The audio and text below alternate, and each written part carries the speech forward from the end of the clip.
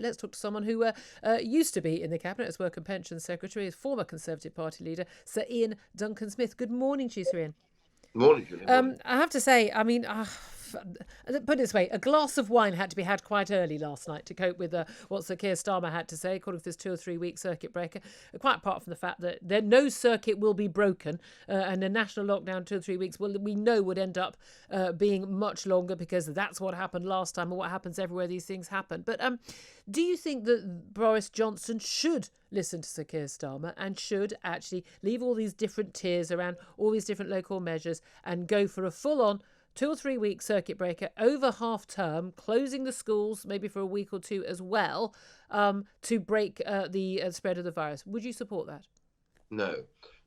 Let me just be very clear about this. This is naked political posturing by the Labour Party. They know it. They know exactly what they're trying to do. They're trying to jump ahead. After all, they have gambled that nobody will remember if the imposition of the various local lockdowns work, and this brings this infection rate under control. No one will remember really that the Labour Party, the opposition, called for something else.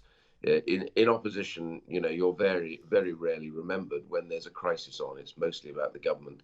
I mean, the headlines themselves have them down about second or third, even in the BBC. So no, this is a game to try and sort of break away to show that they're better. The truth is, you're right. The problem with these ridiculous phrases that are used, and I think Sage has been quite ridiculous on this one, to try and call this a circuit breaker is a terrible bad joke. This is not a circuit breaker. This is a business breaker. Let's be very clear what this means. When people talk about a 2-week lockdown, they should go back to March and remember what was promised there. Not much more than a month. We ended up with months of absolutely no business being able to operate. The Exchequer having to pile money out the door at a rate which has never been seen since we were at war in the Second World War. All of these things cause huge consequences. So the idea of a casual, let's have a circuit breaker over the half term, as though this is going to make a short, sharp difference, it's not going to. The reality is we have a series of lockdowns right now in areas as they show their rise in infection rates. I don't love that idea at all, but I have to say that at least it does recognise that without business working, without economy, without the jobs, without their peace of mind, people will very soon find their lives near on destroyed.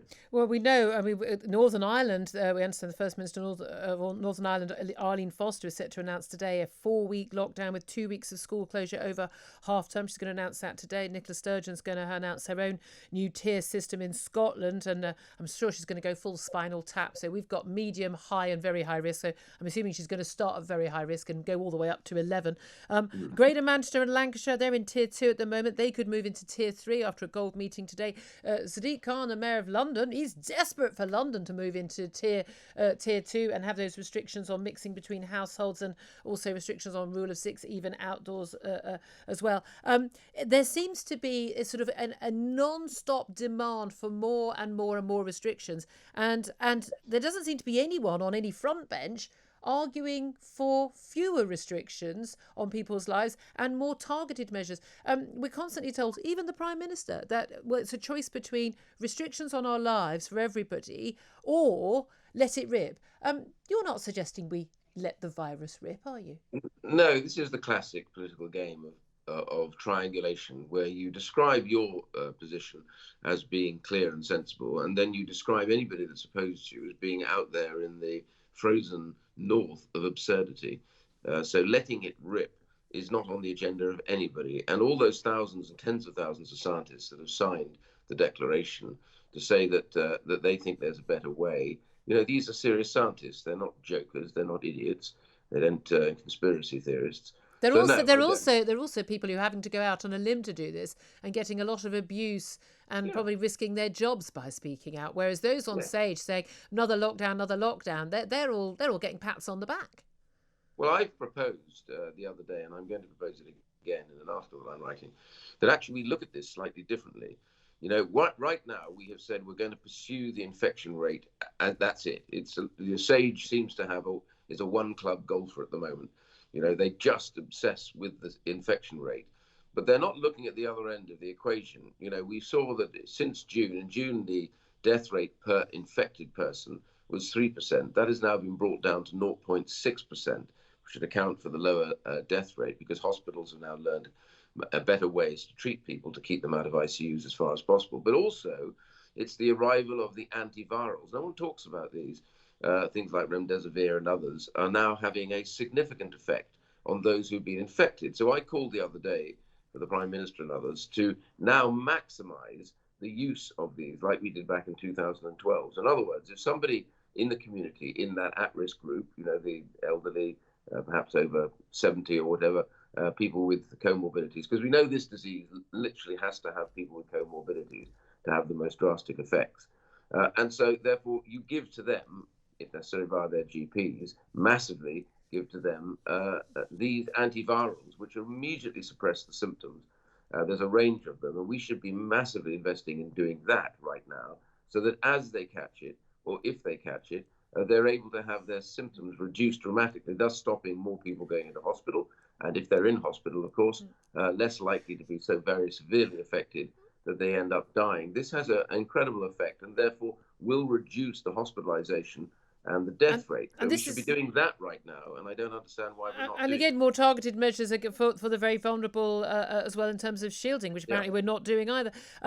We saw a Tory rebellion last night against the 10 p.m. curfew, 42 Tory MPs and 2 tellers rebelling. Realistically, though, if the Prime Minister did feel he was being pushed into a second lockdown and everyone's telling him, you're going to be responsible for everyone dying immediately, as opposed to responsible for everyone dying as a result of the lockdown measures in the long term, which is the two trade-offs we've got, there's not going to be anything to stop him, is there? Because fundamentally, there aren't enough Tory backbench rebels to stop the government vote and the Labour and the Lib Dems and the SNP and anyone else desperately trying to vote for more lockdown measures. Well, that's exactly the game. That we have I think a process now, if we're not careful. It's certainly the case, I think, in Sage, of groupthink, which is literally everybody is driving themselves to the very worst and hardest outcomes. And I think the problem with that is nobody steps back and asks themselves the question, is there another way? And that was my point about antivirals, that this is a really critical moment for us to step back and say, hang on a second, what we're doing, and we've forgotten a really basic feature, which is a country without a robust economy is a dead country. And that means that people will be out of work, their livelihoods will be gone, depression, anxiety. We've already seen a massive increase in the number of people that are dying as a result of being unable to get treatment, and this would just repeat itself. A lockdown is not the answer. A full lockdown of the country is not the answer. Just finally, briefly, if you would, we keep seeing polling saying that the country wants more measures. They want tougher measures. They would support a full lockdown. Far more support for that than for lesser support. Why do you think so many people want tougher measures and want a lockdown? Or do you think that actually those polls aren't accurate? No, it's quite interesting. You need to look at those polls. First of all, yesterday's YouGov poll said 40% of those asked said that they would be happy with tougher prescriptions, but the rest didn't know or were opposed or unsure. So it's not a majority of the country. And the second thing is, I always say to everybody, look, if you ask somebody the question, do you think we ought to be tougher to stop coronavirus? Their answer will be yes. Lockdown, yes, definitely, go further. Then you ask them the question that says, okay, so you're okay with losing your job, not being able to afford the things that you do, maybe not being able to pay your mortgage later on, and maybe the business that you were working for going out of business, there being no trade and a real limit. And the answer then is the exact opposite. Oh, no, I don't want that. And then you say, well, that's what the consequences of what happened in March on a lockdown. That's the consequences of what will happen again. And the key thing here is that I keep trying to get this argument across. We seem to have genuinely lost the balance of risk, the very thing that governs our lives, where we take decisions where we know they add risk to our lives, but we decide whether or not that's worth it doing because of the things that we gain from it. For example, somebody under 40 is more likely to die by climbing on their bicycle, as encouraged by the government at the moment. And again, than they are getting coronavirus. We have completely forgotten that. We'll have to leave it there. I could talk to you all day. Sir Iain Duncan Smith, former Conservative Party leader, thank you very much indeed.